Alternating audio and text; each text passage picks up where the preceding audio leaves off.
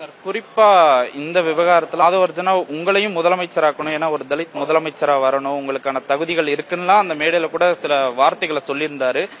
ஆட்சியிலும் பங்கு அதிகாரத்திலும் பங்கு நீங்களும் பேசுனதுதான். இந்த மாதிரி விஷயங்களை தானே அவர் மேடையில பேசுறாரு. இத ஏன் நீங்க அதை எதிரா பேசுறாருங்கிற மனநிலைக்கு நிர்வாகிகள் வராங்க அப்படிங்கறதான் சார்.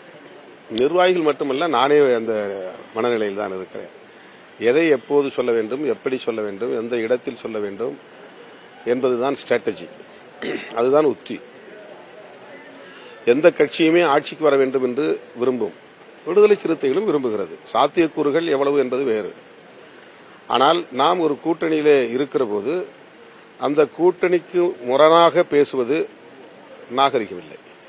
ஒன்று கூட்டணி விட்டு வெளியே வந்து நாம் பேச வேண்டும், அல்லது கூட்டணியின் நலன்கள் என்னவோ அதன் அடிப்படையில் நாம் இயங்க வேண்டும்.